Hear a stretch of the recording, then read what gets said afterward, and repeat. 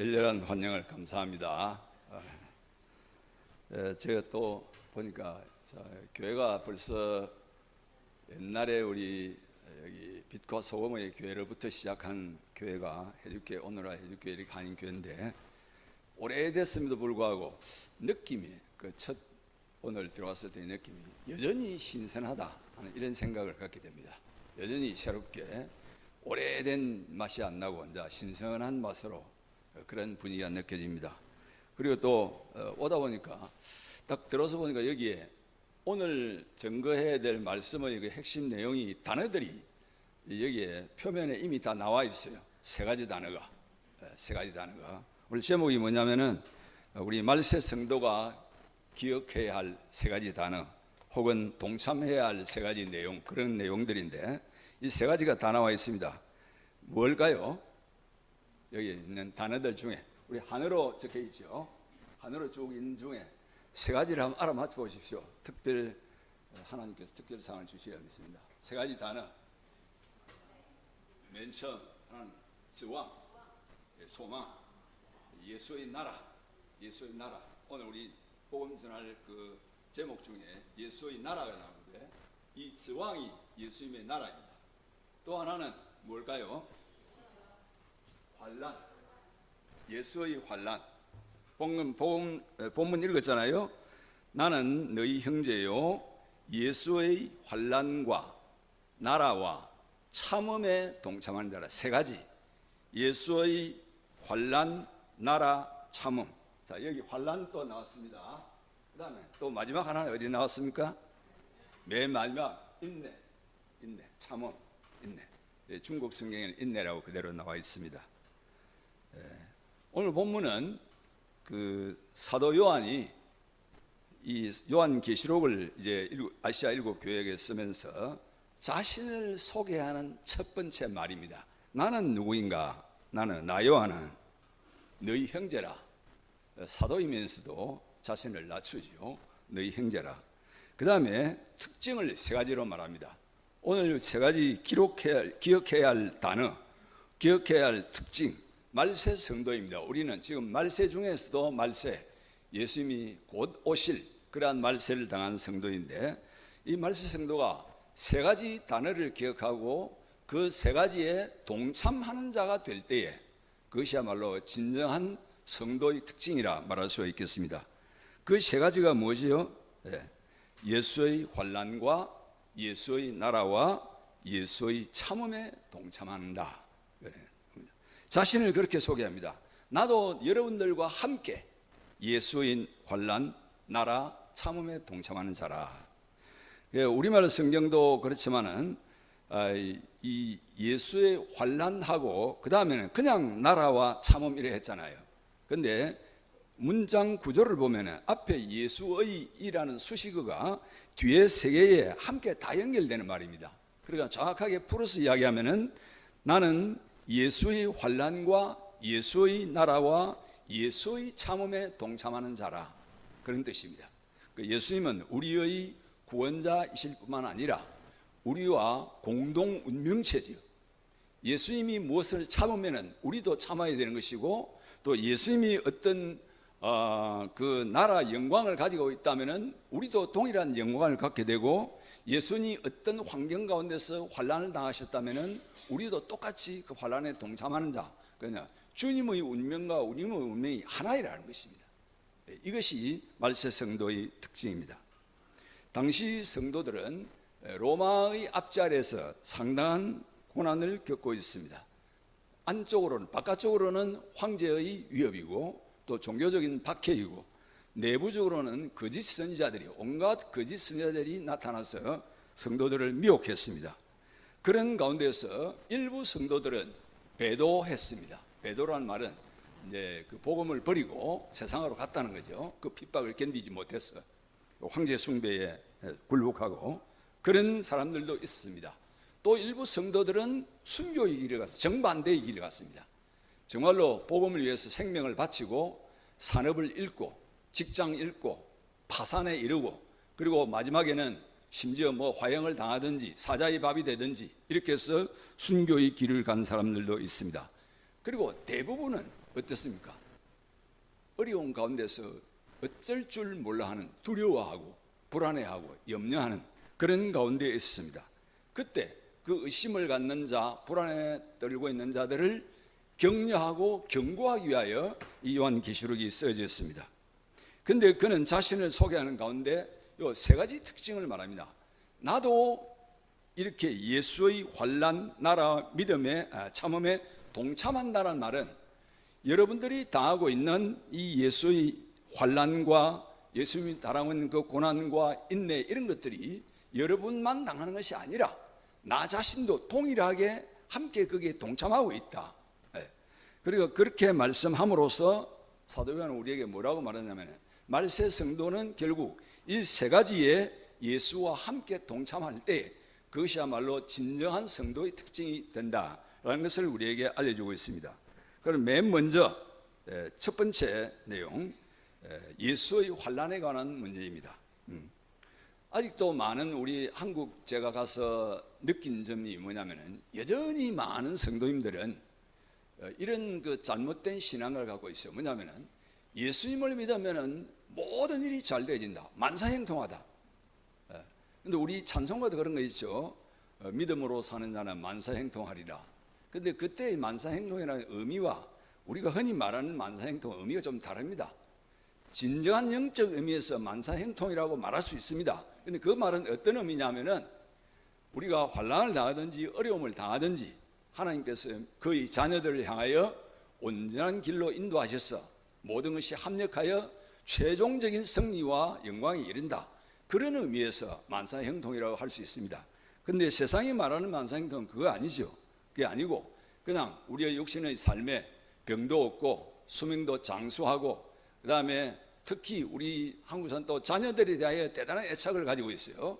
그런데 자녀들이 좋은 학교를 가고 성공하고 높은 연봉과 또 누릴 것 다 누리는 이런 만사형통, 믿는 사람은 그걸 다 누리게 된다. 그래서 많은 성도들이 이제 무슨 입시철이라든가 또 한 특별한 경우가 되면요, 요즘 한국 가니까 입시철이 얼마 전에 지났잖아요. 아직 안 지났나? 비싼데 자녀가 없다 보니까 지금 이 왔다 갔다 합니다. 근데 불교절에 가도 입시를 위한 기도회가 있습니다. 불교절에 가도 똑같이 교회 가도 있습니다. 불교도 여름 보니까 여름 불교 학교예요. 교회도 그렇게 해요. 이제는 이 자칫 잘못하면 무슨 불교인지 기독교인지 무슨 이런 구분이 없어져요. 다 비슷해요. 비슷비슷한 종교 형태. 그러다 보니까 바로 이제 기독교가 그 독특성을 잃어가고 있습니다. 그런데 기독교의 독특성은 거기에 있지 않고, 만사형통에 있지 않고 무엇에 있습니까? 여기 보니까 예수의 환난에 있다. 예수라는 그 수식어를 붙인 이유는 뭐냐면은, 그것이 예수 때문에, 혹은 예수를 위하여 예수님이 친히 당하신 환난, 이런 것들을 다 포함해서 예수의 환난이라 하겠습니다. 그러니까 믿음이 좋은 사역자라도, 제가 19년도에 중국에서 일단은 거부가 돼서 비자 입국 거부가 돼서 갔는데, 뭐 그 이제 입국 거부도 여러 가지의 정도 차이가 있어요. 그래서 작년에는 들어오고 올해는 더욱더 완전 자유롭게 이제 이렇게 들어오게 되는데요. 믿음이 아무리 좋아도 쫓겨나는 사람이 있고, 믿음이 안 좋아도 안 쫓기고 또 사역 잘하는 사람들도 있습니다. 그는 꼭 믿음과 반드시 연결돼 가지고 하나님께서 믿음 좋은 사람은 끝까지 사역 잘하도록 해주시고, 또 믿음 없는 사람들은 뭐 이상한 좀 희한한 사람들도 있어요. 그런 사람들은 빨리빨리 그때그때 무슨 벌을 받아가지고, 그렇지 않다는 거예요. 결국 당하는 것이 비슷하게 당합니다. 물론 최종적인 하나님 앞의 승리와 만사형통은 믿음으로 사는 사람입니다. 그거는 틀림없습니다. 자, 그러다 보니까 여기에 초대교회 사람들도 많은 성도들, 그런데 이러한 우리의 의심이 이 시대만의 문제는 아닙니다. 사도 바울도 그 바울 서신이 곳곳에 보면 이런 문제를 가지고 고민하고 성도들을 경고하고 격려한 적이 있어요. 예를 든다 보면은 많은 사람들이 그리스도 십자가의 원수로 행한다. 교회 다니는 사람들이요, 십자가의 원수라고요. 교회 안에 있는 형제들 중에, 그것도 소수가 아니고 다수가. 그래서 바울은 그런 것을 두고 눈물을 흘리면서 강구하고 하긴 합니다. 그러니까 어느 시대인지 있던 문제입니다. 히브리서 2장 10절에 이런 말씀이 있습니다. 제가 대표로 읽겠습니다. 그러므로 만물이 그를 위하고 또한 그로 말미암은 이가 많은 아들들을 이끌어 영광에 들어가게 하시는 일에, 많은 아들들을 이끌어 영광에 들어가게 하시는 일, 설명이 좀 길지요. 앞에 수식어가 길고 하는 일, 이렇게 했습니다. 예수님의 구원은 무슨 말이냐 하면요, 많은 아들들, 예수님이 하나님의 아들인데 예수님이 하나님 아들뿐만 아니고 많은 아들들, 우리들을 이끌고 영광에 들어가게 하시는 일, 이것이 구원입니다. 이 일을 함에 있어서 하나님 아버지께서 어떻게 했냐면 그들의 구원의 창시자를, 구원의 창시자는 바로 예수님이십니다. 예수님을 어떻게 하시는가 하면 고난을 통하여 온전하게 하심이 합당하도다. 예수님은 본래 하나님 아들로서 완전하신 분입니다. 하나님이신 분입니다. 인간으로서도 조금 더 흠이 없는 그런 분이십니다. 그런데 무엇인가 더하여져야 할 필요가 있다는 것입니다. 완전하여야 될 필요가 있다는 것입니다. 무엇을 통하여? 고난을 통하여. 즉 말하면 그가 하나님 아들이지만은 고난을 통하여 이 아들이 정말로 순종하느냐 순종하지 않느냐 하는 것을 만천하에 증명해 볼 필요가 있는 것입니다. 그것이 바로 십자가 사건입니다. 예수님은 하나님의 아들로서 이미 완벽한 인간이십니다. 그럼에도 불구하고 그는 아버지의 뜻을 위하여 자기 생명을 버리셨습니다. 그 사건을 통하여, 고난을 통하여 예수님은 온전한 우리의 구원의 창시자가 되셨다는 것입니다. 그러므로 우리의 삶에 방금 말했죠, 예수의 그 고난에 동참하는 자가 참된 성도다. 그리고 우리의 삶에 고난과 환난과 시련이 있는 것은요 매우 정상적입니다. 초대교회 시대의 성도님들이 그 마음의 회의를 느꼈던 이유가 뭐냐면 우리 믿음으로 살려고 애쓰고 있는데 왜 이 모양이냐 하는 이 부분입니다. 그런데 그것이 정상이다 이 말이에요. 그걸 뭘로 증명할 수 있는가? 예수를 보라. 예수님도 완벽하신 하나님의 아들이고 흠도 티도 없는 분이시지만은 눈물로 기도하시고 그야말로 머리 둘 곳도 없고 그야말로 갈릴리 사람이라고 천대받고 결국은 모든 사람으로부터 거부당해가지고 십자가 위에 고난의 주로 돌아가신 것, 그 예수를 보라. 그 예수에 동참하는 것이 진정한 성도의 표시다 하는 것을 사도 요한이 지금 우리에게 말씀해 주고 있습니다. 그럼 왜 고난이 필요할까요? 왜 고난을 피할 수 없을까요? 이유는 여러 가지가 있습니다. 첫째는 우리가 태어난 이 지구, 이 세상 그 자체가 이미 아담의 타락 이후로 타락한 세상입니다. 한마디로 이는 오물통입니다. 오물통. 마귀가 지배하는 오물통. 오물통에 빠져가지고 웨딩 드레스를 깨끗하게 유지하겠다라고 생각할 수 있겠습니까? 그건 불가능한 일입니다. 오물통에 빠지면 더러워지는 것이 묻습니다. 자꾸. 그러니까 마치 더러운 오물통에 떨어진 사람이 왜 이렇게 더러울까라고 말하는 것과 똑같은 겁니다. 이는 세상이 본래 그렇게 타락한 세상이다 하는 것입니다. 그 다음에 우리 안에는 육체라는 아직도 죄악된 본성이 있습니다. 아무리 구원받아도 우리 중에 한 명도 완벽한, 행위적으로 도덕적으로 완벽한 사람이 없어요. 그럼 이 육체는 무엇입니까? 끊임없이 자기를 드러내고 자기의 영광을 나타내려고 하고 자기가 왕노릇 하려고 합니다. 그것을 다스리는 방법은, 사람을 겸손하게 하고 사람을 낮추고 하는 방법은 하나님께서 늘 쓰시는 방법, 아주 애용하시는 방법, 그게 뭐냐면 고난입니다. 시련을 통하여 사람이 온전하게 되어지고 겸손하게 되어진다는 거죠. 그렇지 않으면 인간은 누구 하나 예외 없이 교만해질 수밖에 없습니다. 성경에 그와 같은 예를 가장 대비적으로 딱 보여주는 예가 뭐냐면 다윗과 그의 아들 솔로몬이죠. 다윗은 한 평생을 고난을 통하여 살았던 사람입니다. 반대로 그의 아들 솔로몬은 태어날 때부터 금수저였고 그는 고난이라고는 거의 맛을 보지 못한 사람입니다. 근데 두 사람의 마지막 결과가 어떻습니까? 결국은 솔로몬은 교만하여 우상숭배에 빠지고 나라를 반쪽씩 나누는 일에 결정적인 역할을 하고 말았죠. 그러나 다윗은 두고 하나님께서 내 종 다윗과 같다 하는 것을 표준으로 삼아가지고 많은 왕들을 평가할 때 다윗과 같으냐 같지 않느냐 그 기준으로 다윗을 모범으로 삼았습니다. 특징 딱 한 가지입니다. 고난을 통하여 온전케 된 사람과 고난 없이 그냥 평탄하게만 살았던 사람의 두 결론이죠. 자, 그렇다면 우리는 고난에 대한 어떤 태도를 가져야 되겠습니까? 성경에서는 그러므로 우리가 고난을 어차피 피할 수 없고 또 고난이 이와 같은 유익이 있다면은 고난과 시련과 어려움을 당했을 때 우리가 갖고 있는 태도를 좀 바꾸어라.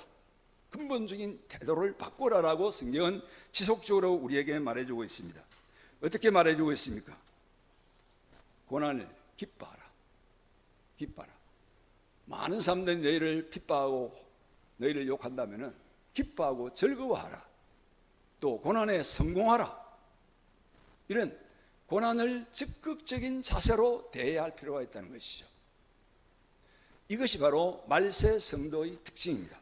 두 번째로, 자, 그러면 우리는 어떤 목표로 이런 고난의 삶을 계속 견뎌야 할 것인가? 오늘 말하는 두 번째, 지왕이라는 말을 씁니다. 지왕.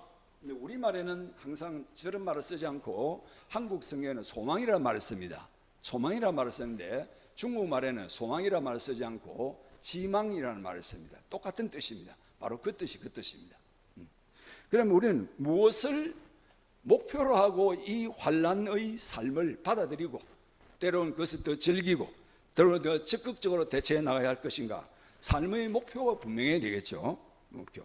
만약에 그렇지 않다면 우리는 가능하면 빨리 이 세상을 떠나서 천국 가는 게 나을 것입니다. 그런데 우리는 그렇게 기도 안 합니다. 그래도 오랫동안 살기를 기도하고 건강하게 살기를 기도하고 무언가 삶의 목표가 있는 것처럼 행동합니다. 그럼 그 삶의 목표가 무엇입니까?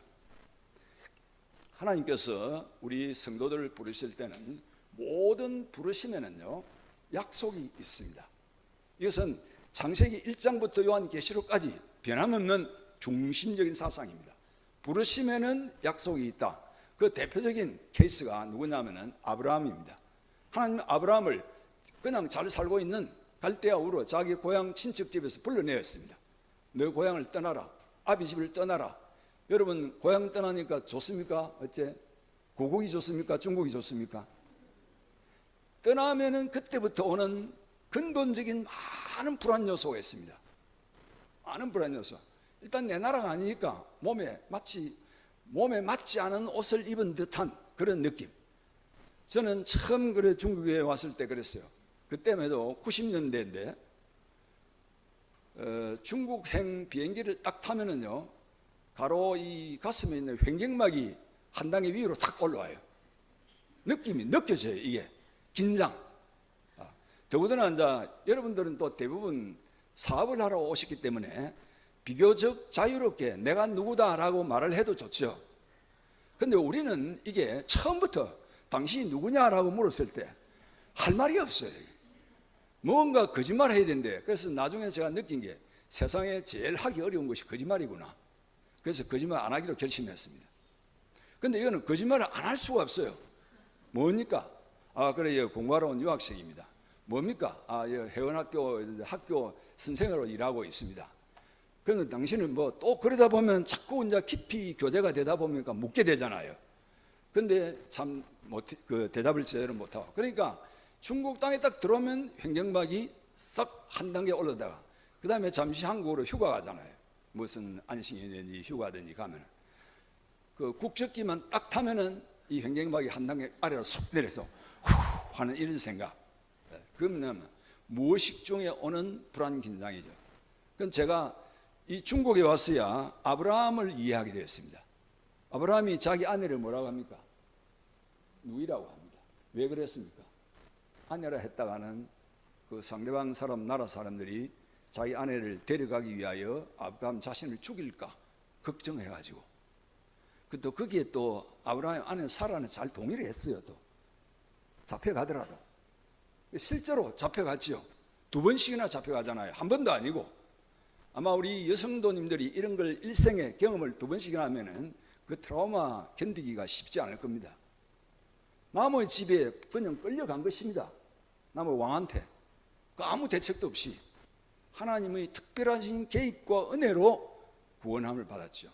그러니까 왜 그러면 이런 고난을 다 당하면서까지 아브라함은 자기 가족을 떠났습니까? 한 가지 이유 때문입니다. 하나님의 약속. 너에게 가나안 땅을 주겠다. 너희 후손이 하늘의 별처럼 많아서 큰 나라를 이루겠다.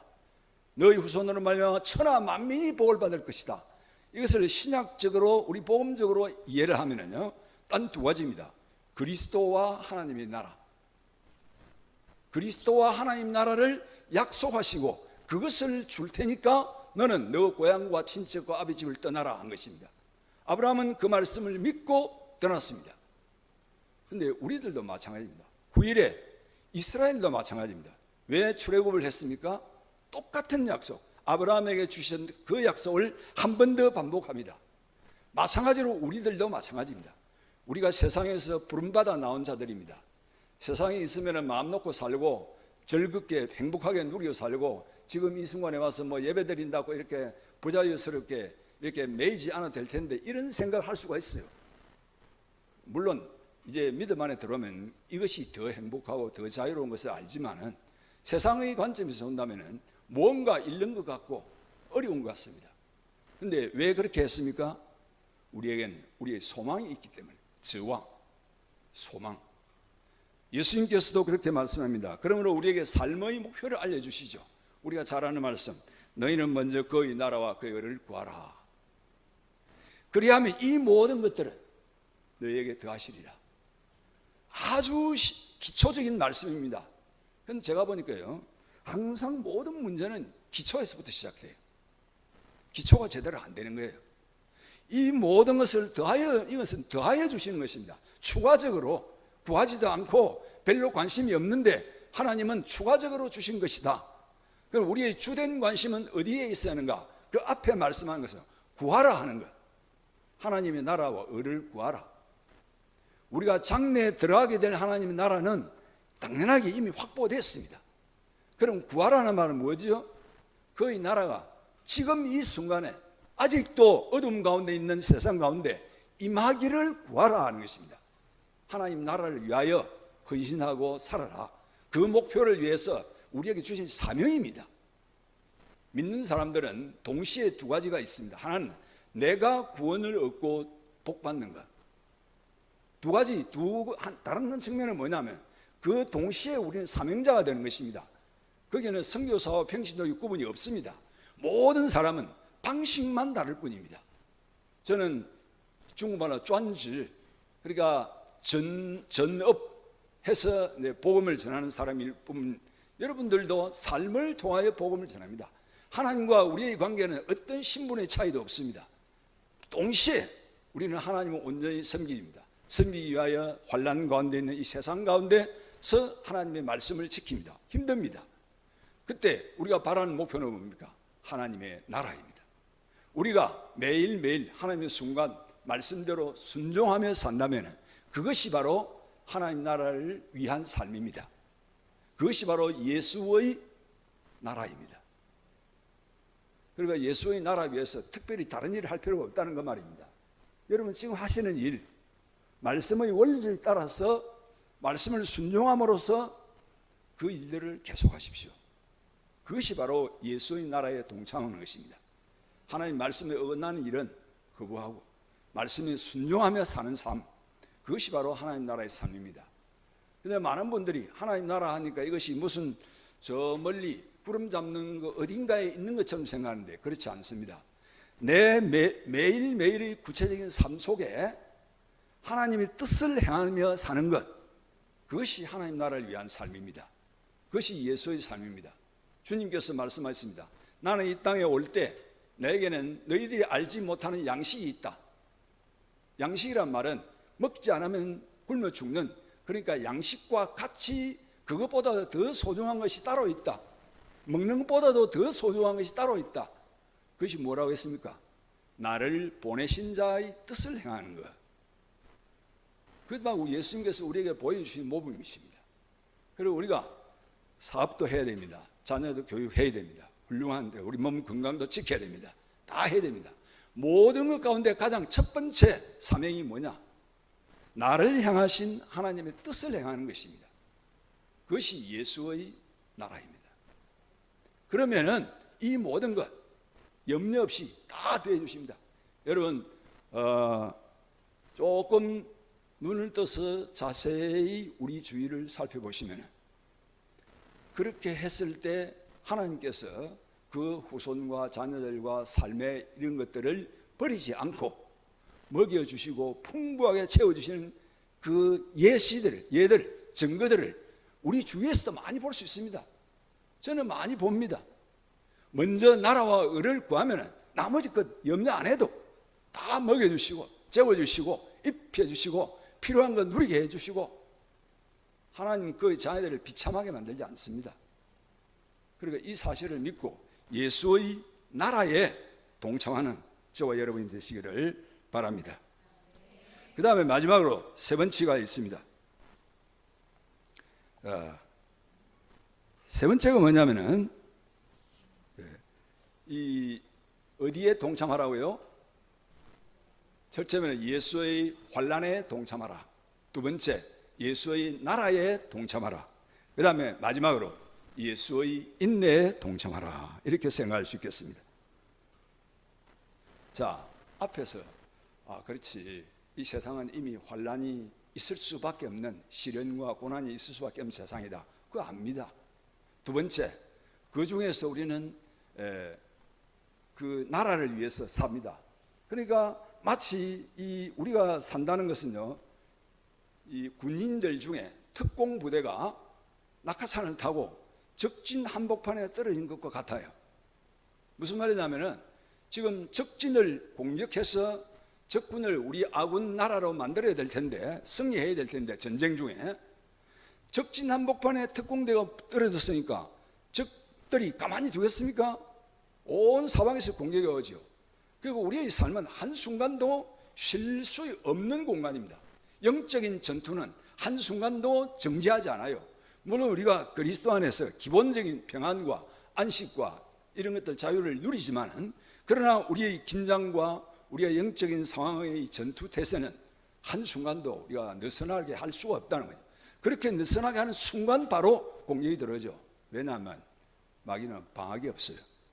휴가가 없어요. 국경절 휴가도 없고 뭐 여름 휴가도 없고, 그거는 365일 24시간 그냥 항상 기회만 노리고 공격을 기다리고 있습니다. 자, 이와 같은 것이기 때문에 자, 우리의 삶은 환난을 피할 수도 없습니다. 또 우리의 삶은 하나님의 나라의 표현을 위해서 진군해 가야 할 그러한 사명에 있습니다. 그러면 이때 마지막으로 필요한 것이 뭘까요? 바로 인내입니다. 인내가 필요하다. 히브리서 10장 30절에 이런 말씀이 있습니다. 전날에 너희가 빛을 받은 후에 고난의 큰 싸움을 참은 것을 생각하라. 너희에게 인내가 필요하면 너희가 하나님의 뜻을 행한 후에 약속을 받기 위함이라. 이 히브리서는 계시록과 상당히 유사합니다. 고난 가운데 있는 성도들이 다시 복음을 버리고 옛날로 유대주의로 되돌아가려고 하는 그런 배경에서 이 말씀을 했습니다. 많은 성도들이 전날에 처음 예수님을 믿고 빛을 받은 후에 고난의 큰 싸움에 싸웠습니다. 그런데 이제 와서 그 모든 것을 잊어버리고 다시 옛날로 되돌아가려고 하고 있는 것입니다. 그때 이 히브리서 기자가 말합니다. 너에게 뭐가 필요하면? 인내가 필요하면. 인내. 고난과 시련, 이것은 마치 비유컨대 금광석을 불 가운데서 재련하여 금을 만드는 과정과 비슷합니다.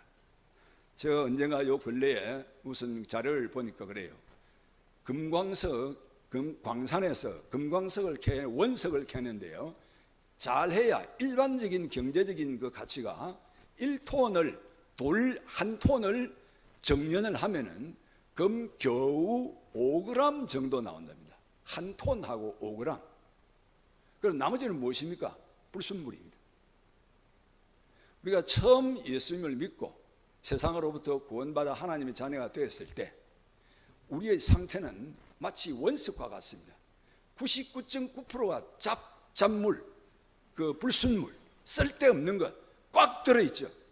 그런데 이것을 재련을 해서 이제는 순금으로 만들어야 될 텐데 하나님께서 뭘 통하여 만듭니까?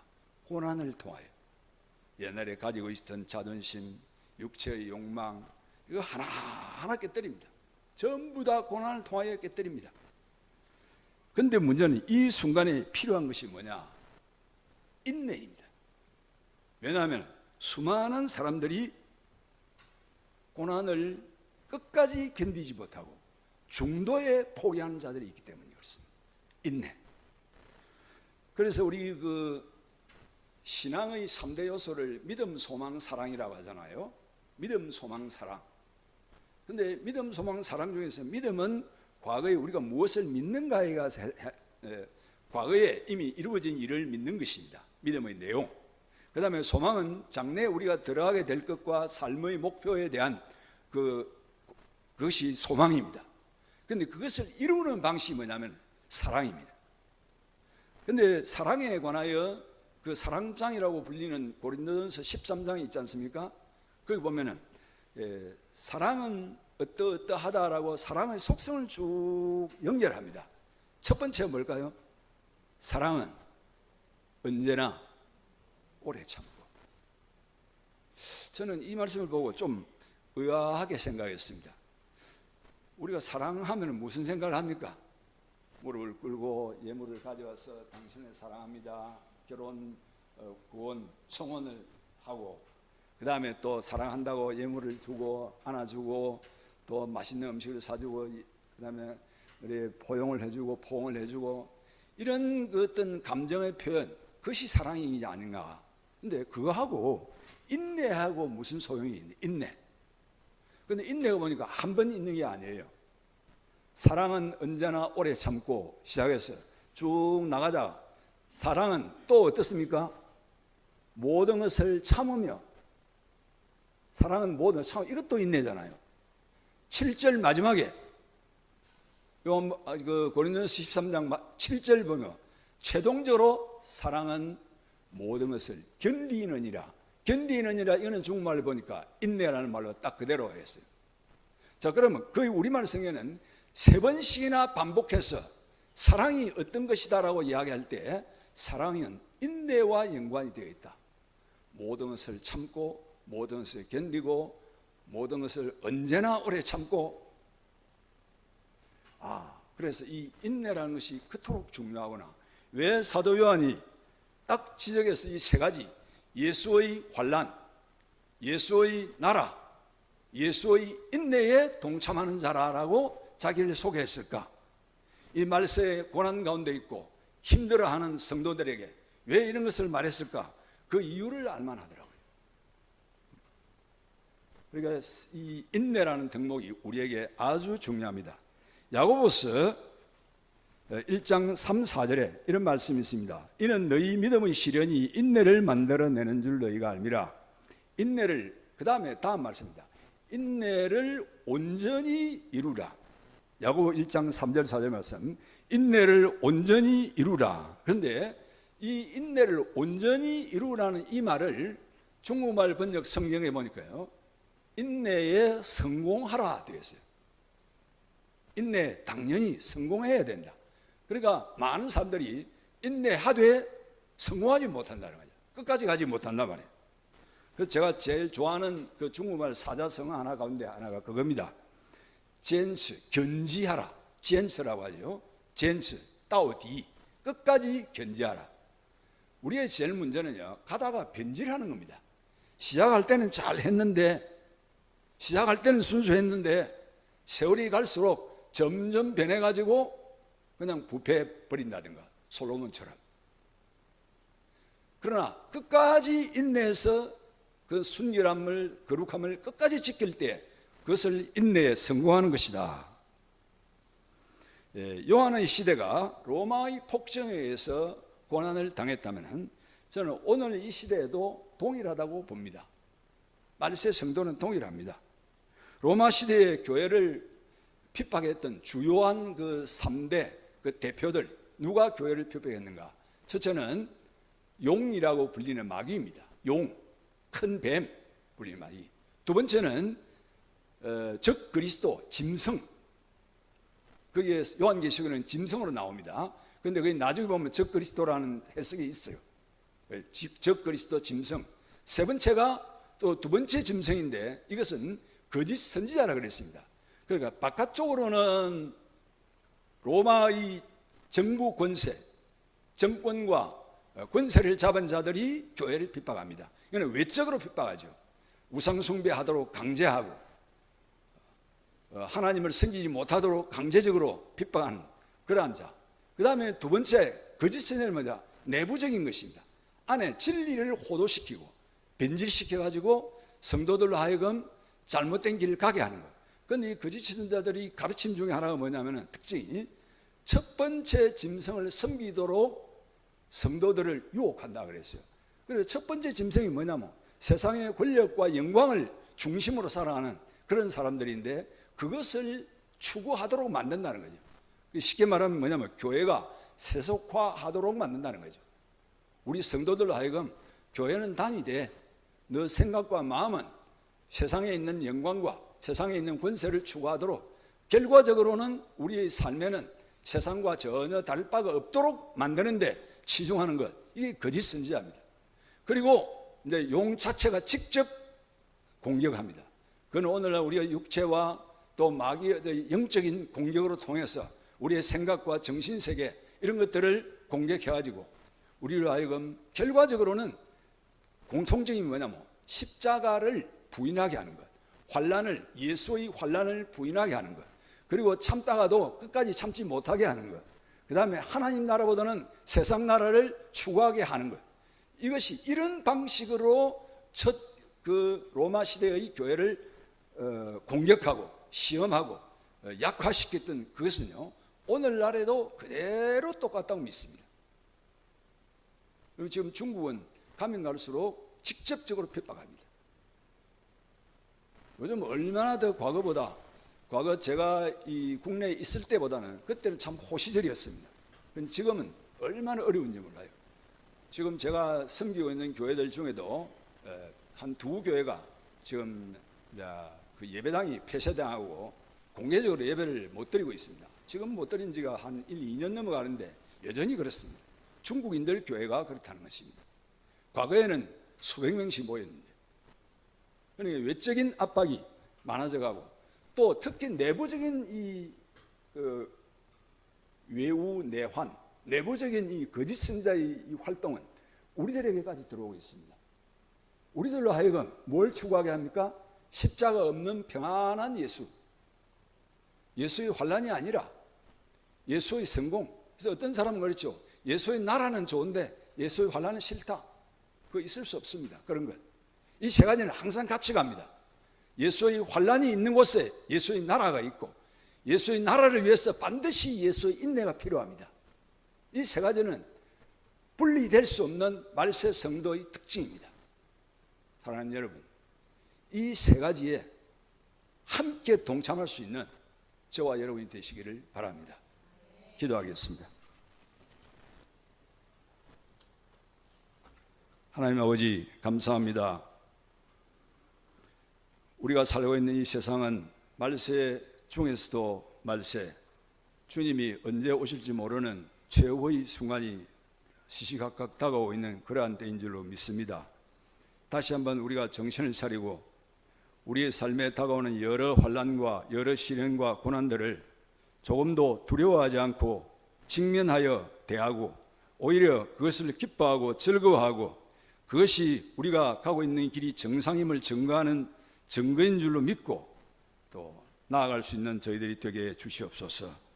또 뿐만 아니라 이렇게 하나님의 나라를 위하여 고군분투하며 환난 가운데 있을 때에 우리의 힘으로는 끝까지 견딜 수 없는 그러한 자들이지만 우리 가운데 역사하시는 성령님의 크신 능력으로 말미암아 능히 끝까지 견딜 수 있을 줄 믿습니다.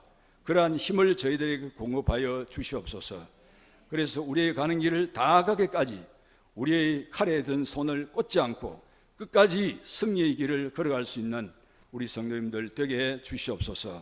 특별히 이렇게 외국에 중국 땅에 신앙의 자유도 온전하지 못하고 많은 제약을 받을 뿐만 아니라 또 외적인 내적인 그러한 여러 가지 환란 가운데서 특별히 숫자적으로 또는 여러 가지 경제 환경이 좋지 못해서 어려움을 당하게 될 때에 혹시 우리 가운데 두려워하는 마음이나 회의하는 마음이 생기지 않게 하시고 확신 가운데 나아가서 끝까지 견지하여 승리할 수 있는 우리들이 되게 주시옵소서.